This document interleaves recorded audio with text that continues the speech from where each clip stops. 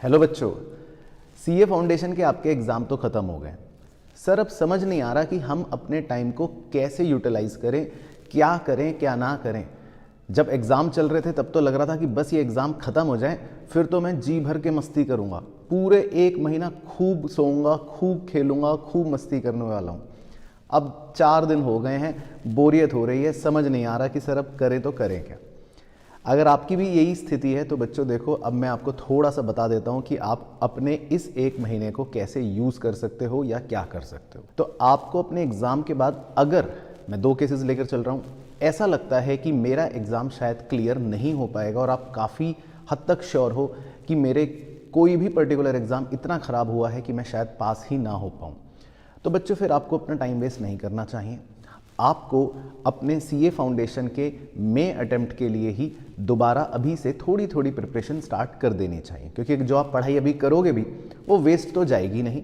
और खाली बैठे टाइम वेस्ट करने से अच्छा है कि अगर आपको लगता है कि शायद मैं क्लियर नहीं कर पाऊंगा, या जिस पर्टिकुलर सब्जेक्ट में आपको लगता है कि इसमें शायद मेरे मार्क्स कम रह जाएं, या शायद मैं इसी सब्जेक्ट की वजह से फेल हो जाऊं, तो आप उसी सब्जेक्ट की तैयारी से शुरू करें। केस 2, अब जिन बच्चों को लगता है कि मेरे एग्ज़ाम तो ठीक हुए हैं और मैं पास हो जाऊंगा, या जिसको 50-50 भी लग रहा है कि पता नहीं शायद पास हो जाऊं या ना हो, आप अपने अगले 1 महीने में क्या कर सकते हो। तो मैं आपको थोड़ी सी चीज़ बताता हूँ, बड़े ध्यान से आप सुनना। आपके सीए इंटर के जो एग्ज़ाम्स होंगे बच्चों, वो होंगे जिसमें आप एलिजिबल होंगे, गिवन दैट कि आपने अपने सीए फाउंडेशन को क्लियर कर लिया। यानी कि आपके पास 9 महीने का समय होगा टोटल, जिसमें आप अपने सीए इंटर की तैयारी करते हैं। अब सीए इंटर के अंदर मैं आपको थोड़ा सा ब्रीफ बता देता हूँ। आपको टोटल 6 सब्जेक्ट्स पढ़ने पड़ते हैं। पेपर 1 होता है अकाउंट्स, पेपर 2 होता है लॉ, पेपर 3 होता है टैक्स। इन तीनों पेपर्स को मिलाकर कहते हैं ग्रुप 1। फिर उसके बाद आपका पेपर 4 होता है cost and management accounting, paper 5 होता है ऑडिटिंग एंड एथिक्स, और पेपर 6 होता है financial management and strategic management. इन 3 पेपरों को मिलाकर बोलते हैं ग्रुप 2। सारे पेपर 100 नंबर के हैं, जिसमें 30 नंबर के एमसीक्यू क्वेश्चंस आते हैं और बाकी 70 नंबर के सब्जेक्टिव क्वेश्चंस आते हैं। खैर वो तो सब डीप की आगे की बातें हैं, उससे अभी आपको कोई ज़्यादा लेना देना नहीं है।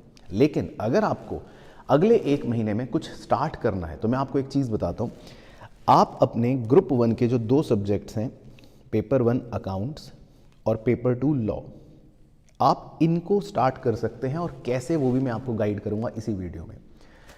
पेपर 1 अकाउंट्स की अगर मैं पहले बात करूं तो पेपर 1 अकाउंट्स के अंदर सीए इंटर में टोटल 3 मॉड्यूल्स हैं, जिसमें module 1 module 2 completely accounting standards पर बेस्ड हैं, और मॉड्यूल 3 में आपके वेरियस चैप्टर्स हैं।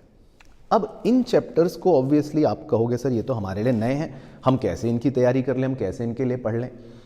आपको मैं एक चैप्टर ऐसा बताता हूँ जो आपके अकाउंट्स के पेपर में सीए इंटर के अंदर 10 नंबर तक की वेटेज रखता है, और ये चैप्टर ऐसा है जो आप पढ़ सकते हो। इस चैप्टर का नाम है फाइनेंशियल स्टेटमेंट्स ऑफ कंपनी, जिसके अंदर आपको कंपनी का पीएनएल, कंपनी की बैलेंस शीट और कंपनी का कैश फ्लो स्टेटमेंट बनाने के लिए बोला जाता है।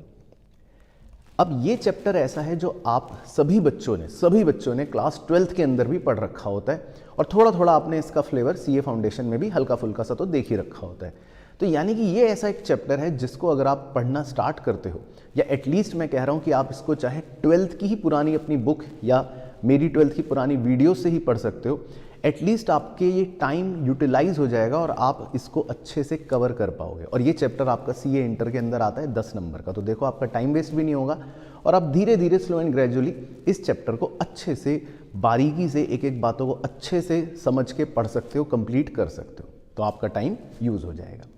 इसी तरह जो आपका दूसरा पेपर है लॉ का पेपर बहुत वास्ट है सीए इंटर के अंदर। इसके अंदर आपको कंपनीज एक्ट पढ़ना पड़ता है। अब कंपनीज एक्ट आपने थोड़ा थोड़ा, क्योंकि सीए फाउंडेशन में भी पढ़ रखा है, प्लस आप लॉ को कैसे पढ़ते हैं, लॉ के बारे में थोड़ी बहुत जानकारी ऑलरेडी जानते हो सीए फाउंडेशन के अंदर, तो आप सीए इंटर के लॉ से स्टार्ट कर सकते हो, उसके बेसिक इंट्रोडक्शन को, या फिर इसमें एक अदर एक्ट्स का भी आपको एक पोर्शन दे रखा होता है, आप उससे भी स्टार्ट कर सकते हो। मतलब कि स्वाद अनुसार आप लॉ में क्या पढ़ना है, कोई भी एक चैप्टर उठाकर उसको धीरे धीरे रीड करो, समझ सकते हो, ईजी होता है क्योंकि आपने लॉ ऑलरेडी पढ़ रखा है। तो आप इन 2 चीज़ों से स्टार्ट कर सकते हो। बाकी टैक्सेशन बिल्कुल नया है, अभी करने की कोई ज़रूरत नहीं है। कॉस्ट अकाउंटिंग नया है, ऑडिट नया है, फाइनेंशियल मैनेजमेंट नया है। और अगर बहुत ज़्यादा आपको चीतापना करना हो तो आप स्ट्रेटेजिक मैनेजमेंट को थोड़ा सा रीड करना शुरू कर सकते हो। इसके शुरू के चैप्टर 1 और 2 को पढ़ सकते हो, क्योंकि स्ट्रेटेजिक मैनेजमेंट में जो आप पढ़ाई करोगे वो आपको थोड़ा थोड़ा अपने कॉलेज के बिजनेस ऑर्गेनाइजेशन सब्जेक्ट या क्लास 12 के बिजनेस स्टडीज़ या एंटरप्रेन्योरशिप सब्जेक्ट से मिलता जुलता सा लगेगा। तो अगर आपको अगले 1 महीने अपने टाइम को थोड़ा भी यूटिलाइज करना है, 1-2 घंटे भी कुछ पढ़ाई के लिए देने हैं, तो आप अपने सीए इंटर के इन 3 सब्जेक्ट्स के इन टॉपिकों से शुरू कर सकते हो। तो आपका टाइम यूटिलाइज भी होता रहेगा। एंड जब आपका रिजल्ट आएगा, अब रिजल्ट में हो सकता है 2 प्रोबेबिलिटीज़ हों। या तो आपने क्लियर कर लिया तो ऑब्वियसली आप सीए इंटर की तैयारी करोगे तो आपके पास एक एडेड एज रहेगी, आपने पहले से थोड़ा सा पढ़ रखा है, टाइम वेस्ट नहीं हुआ, फायदा हो गया। और अगर भगवान ना करे आपका क्लियर नहीं भी हुआ तो ये जो पढ़ाई करी है वो वेस्ट थोड़ी ना जाएगी। ठीक है, पढ़ लिया, अच्छी बात है, नॉलेज आ गई। और रिजल्ट आने के बाद अगर भगवान ना करे आप फेल भी हो गए तो आप बैक टू सीए फाउंडेशन की अपनी तैयारी में जुट जाओगे, जिसके लिए मैं आपको आगे गाइडेंस दूंगा जब रिजल्ट आएगा, उसके बारे में अभी नहीं सोचते। तो अगले 1 महीने अब आप अपने टाइम को थोड़ा थोड़ा यूटिलाइज करो अपने फ्यूचर के आगे के डेवलपमेंट के लिए, राइट। बाकी इसके अलावा मुझे कमेंट करके बता देना अगर आप कोई और विचार रखते हैं, कोई और क्वेरी आपके मन में है। और इस वीडियो को शेयर ज़रूर कर देना अपने हर उस दोस्त के साथ जिसने सीए फाउंडेशन का एग्ज़ाम दिया है। All the best.